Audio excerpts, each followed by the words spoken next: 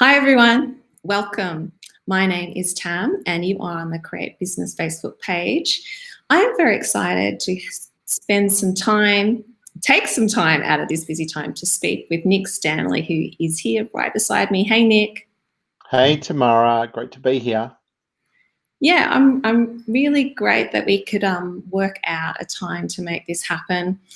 And there's just so much, I think, that you have got to give and share. So I super appreciate that. Hello also to our viewers who might be with us. I can see we've got one person with us at the moment. If you wanted to ask questions or join in discussion or just share your opinions as we move through this conversation, love to hear from you. So today we are talking about ecosystems for entrepreneurs and startups in regional locations, something that I'm very passionate about, and I know Nick is incredibly passionate about as well. And I'm just going to get your bio up, Nick, so I can quickly read from it. And Nick he describes himself as an active entrepreneur with a focus on the success of regional startups. Simply put, Nick loves high growth companies, tech, startups, and innovations are his purpose. That is so super awesome. Nick, what is it about regional locations that are great for startups and innovation and entrepreneurial activity? Well, I think that a lot of regional locations have a number of core ingredients coupled with a fantastic way of life and a flexibility that goes along with that. My background in the startup space is having had a number of tech-focused startups, and one in particular that I grew out of Geelong that grew into quite a large business. We purposefully focused on having the business in Geelong because of the work-life balance. We had a great team. We were able to get really good resources and talent who were both within the local region and also prepared to move to Geelong, which was fantastic. And I know that's the case, and especially in this new world, we're now living in what they call it COVID normal, where I think a tree or a sea or a land change, if you like, is on everyone's wish list. So startups and high growth businesses operating out of regional locations, I think have never had it better in terms of potentially attracting talent. Yeah, that's so interesting. I was really interested to know what the first point of possibility might land on it and people. And I was just saying before that I did a workshop session for our startup meetup here in Bendigo, and really that was that core idea of people as well. And hi Theo, great to see that you can join us. If you have just joined in, please say hi in the chat and share any questions that you might have or what you might be passionate about in terms of being regional and innovative. So I know that, you have put a lot of energy and thought, and I can't imagine what it would have taken, but to create the resources and opportunities for regional startups. Can you tell us about how you saw that need and what you created? Okay, thanks, Tamara. So the experience I had sort of started back in 2004 when I launched my first start. Well, I found out after the fact the startup, but I didn't know that until much later. So I had a business as I saw it, but it was a high growth business that had global ambitions, a technology business. I launched that in 2004. I ended up selling that business in 2010. When we sold that business, it was a good little business. We were yet to really ignite the afterburners and kick on globally, but it was a good business. It was profitable. We had about nearly 10 staff, I think, and we had about 1.3 million in turnover. and a lot of that was recurring revenue. So I sold that business in 2010, and then that allowed me both to pay off my mortgage, which was great, but then to also start another business, which was very, very similar. We grew that. We started that then in 2011, and then we sold that business. We had a 3-year plan, and in fact, we sold it 2 years, 354 days later to a company called Tribal Group. That business grew from sort of zero to, we had nearly 100 staff when it was acquired, and we had turnover of in excess of 12 million in the year it was acquired. So in every respect, it was 10 times the first business, but it was a very similar business. And I reflected on that. And I thought, why was business number 2, which is called Sky Software, so successful comparative to business number 1, which was a good little success, but not nearly the same. And it struck me that what I was fortunate to find in the second iteration was a key investor, what I'd call a super angel investor who'd been there and done it before. I found mentors and access to a variety of mentors, and access to a network. And so I thought those 3 things, I could help other people with that. And that's what I did with Runway. So when we launched Runway, which I co-founded with a fellow called Peter Dostis, in 2015, 2016, we did it as a way of helping others to go through that journey in a regional location, provide them with access to mentors, to advisors, to a network, and to funding partners. So that was really sort of the goal.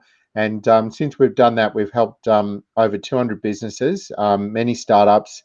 We've created 431 jobs in Victoria, and we've created more than 140 million in economic development out of the Runway initiative. Oh, what can I say? Bloody hell, that's awesome. So good. Yeah, it's just so exciting to, and I just admire that clarity of thought and reflection that you have there, Nick, and also that get up and go to pass it on, which, probably is another part of that, not only having that talent, but something that brings people together and makes something happen. With those elements that you talked about that, did make for a large success for your second, startup or business. You talked about, a super angel investor. You talked about great mentors and advisors. I think, what people are hoping to hear from our short session today is what can they think about in their planning for 2021, given what we've just been through, how and what elements can they build or connect into that's going to really boost themselves and their business next year? What do you recommend? I've got it. One simple answer for that, and it's D2C. And what D2C stands for is direct to consumer. The direct to consumer market is exploding at the moment. There's a number of listings going on at the moment, many of which you might have heard about. Adore Beauty. I think My Deals have either both listed or My Deals is listed. I think Adore might be in the process of late stage, with very high valuations. We had our own success with that with a business called Fit My Car, which is a leader in its segment in the aftermarket auto accessory space. And that really got me onto the D2C side. And where we are at the moment, I was just reading an Australia Post report on ecom the other day in the Australian marketplace. D2C has grown by 200% year on year into 2020, and will continue to grow. There's been a step change because of COVID. And the great thing with D2C is it doesn't matter where you are. So you could be in your lounge room on a farm outside of Bendigo, and you could have your own D2C that's competing with Amazon or eBay or Apple or what have you. It doesn't matter. As long as you think about how you service your customer. You've got to do all of the things that you do when you've got a face-to-face business, but you just look at it in a different way. Much of it's about digital customer acquisition. So there's a huge opportunity to do that, and there's potential in a lot of market segments. So I would be encouraging anyone who is not looking at things from a D2C point of view to think about that.